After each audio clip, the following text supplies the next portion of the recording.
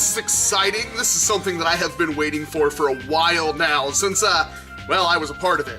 Very minorly so, but I am in fact in this book, which of course is always flattering when you happen to be in a thing that was made at some point in time. And, well, this is the unofficial Nerf Blaster Modification Guide. So for all of you out there that are like, this is dumb, this isn't an iPad, what is this paper thing? Well, you're part of everything that's wrong in the world. But the rest of you that are like, hey, I'm not very good at Nerf modding and I'd like to get into it, but, you know, it can be daunting going around on the internet trying to find exact things, trying to figure out how to do things, and having no real basis to start from, rather than just oh, hey, I'm gonna look up a Strife modification guide and try to go through all the Strife modification guides to figure out how to put in, I don't know, something basic like my magazine lock back in.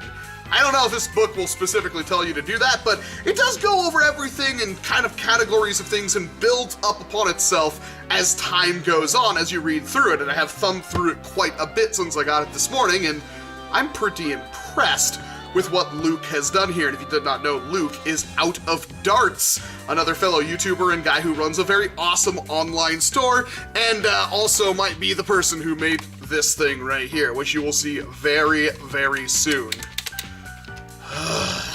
But regardless, we have a book here, and starting with like the outside of the book, I know regular book reviews, right? That's something I normally do. It's pretty darn good. So this thing is 20 bucks, which it's a little thin for a $20 book, but the presentation, all full color and everything like that, easy very much to go over that $20 price tag right there in quality. Nice cover. You can see right here, it's got different kind of texturing finishes on the front of it. Some of it is glossy, some of it is not. That is always really nice.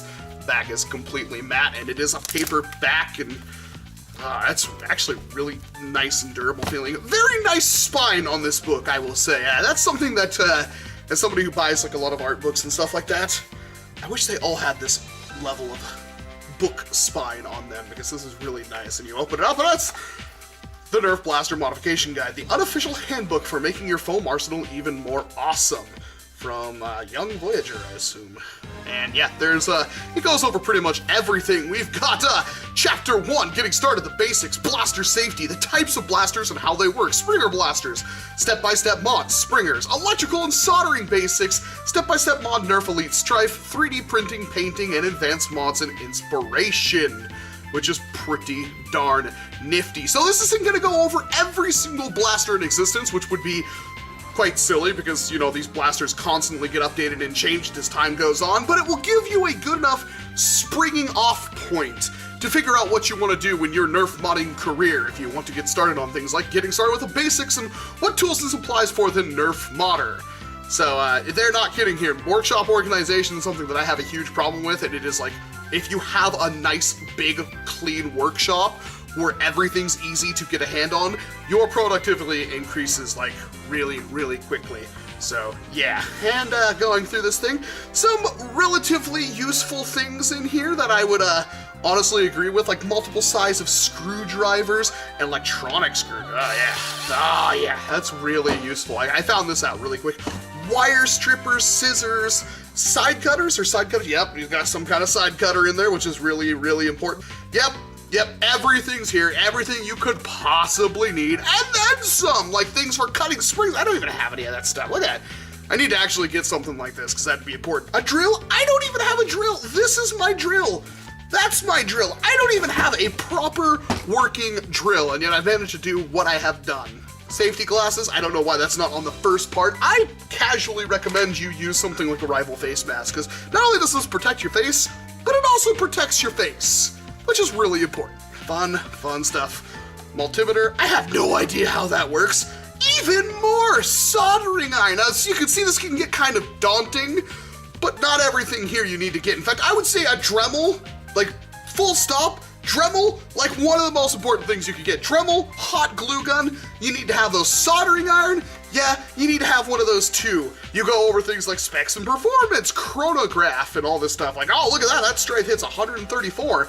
That Rival Helios hits 99. This stock strong arm hits 65. Gives you kind of a baseline of how things are going. Stock Elite, stock Nemesis, modded Strife, modded Rival. 180 FPS on a Strife, that's scary as heck.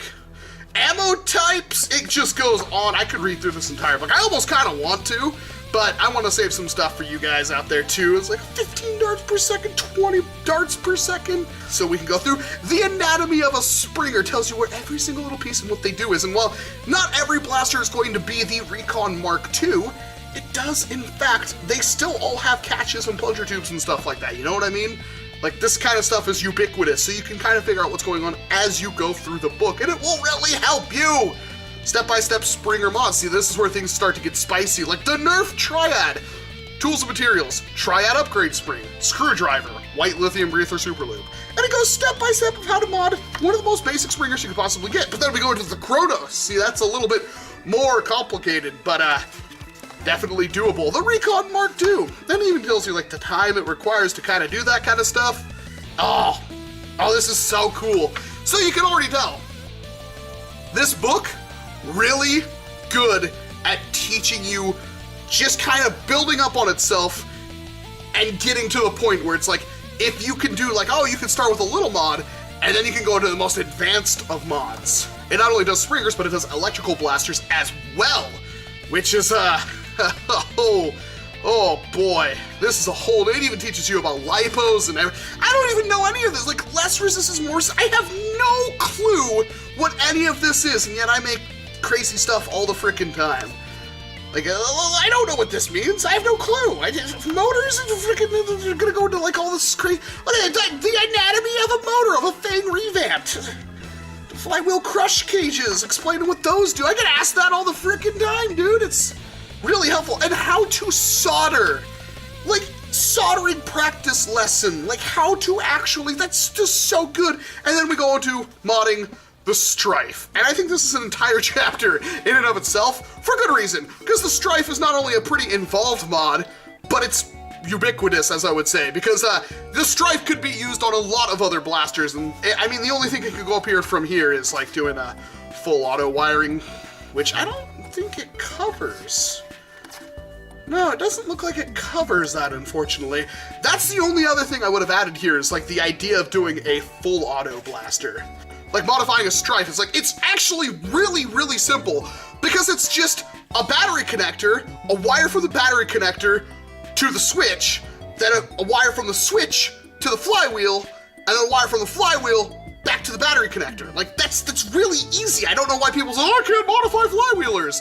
I know, like, modifying things like doing the whole crazy lipo stuff can be daunting, but hey, not that bad. 3D printing, of course, because Luke is really big on 3D printing, and unlike a lot of other hobbies, this is really important to us, so yeah, actually 3D printing is really, really nice. And now when we live in a day where you can get like a decent 3D printer for $150 complete, you don't have to build it yourself, that will work.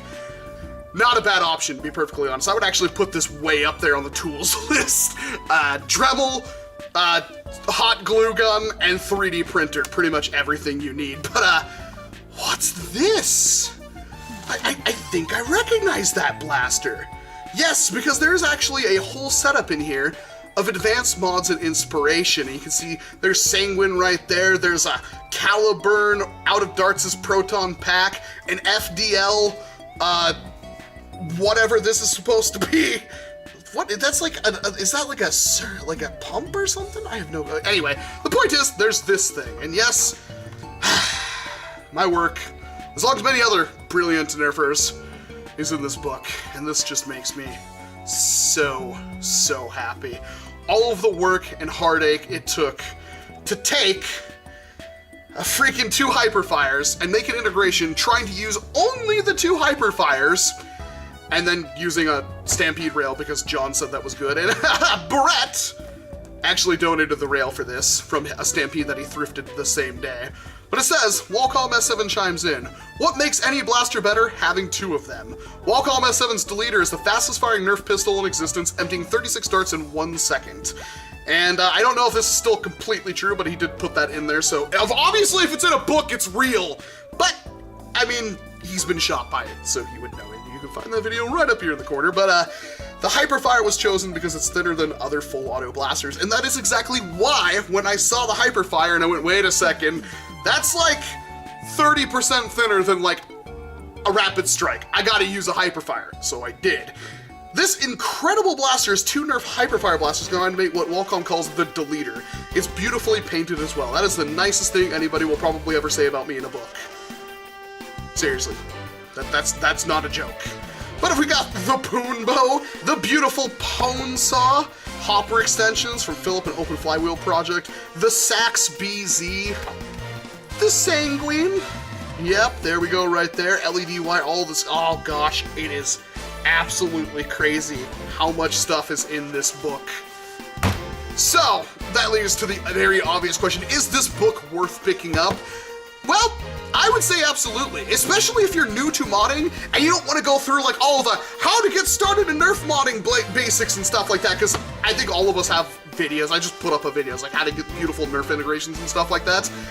This book has all that in pretty much one place. It doesn't go into extreme detail on everything, it goes into extreme detail on a couple of basic things, but the point still stands is that this book is really used for getting people started with Nerf modding and being an excellent springing up point. Because once you tackle what's in this book, then if you want to build something like, I don't know, the deleter, well, there's videos I have online that kind of shows how I did that and explain the process in detail, and once you read through this book and thumb through it and understand it, you can modify a strafe and stuff like that, it's not hard for you to go from the point in this book into actually doing the deleter. So, yeah, no, awesome work, Luke. I am very, very happy with this, and I actually don't know where I'm going to put this, but this has to sit on my bench. And there will be a link down in the description below if you want to pick up your own Nerf Blaster Modification Guide. I don't think this book is quite released yet, but you can pre-order it, and it will be out really, really soon sometime, and I believe the middle of October, and I'm very thankful for them sending me out this kind of review copy a little bit ahead of time, because, well, I love it. This is fan-freaking-tastic. And my work's in it. So, of course, I'm going to be a little biased on that one, but take it as you will. Otherwise, I'm Walcom S7. Thank you very much for watching this video. And, of course, I hope to see you in an entirely different one. And this will most likely be one of the only book reviews I ever do on my entire channel. So when I say something entirely different, I pretty much mean it. You gotta up,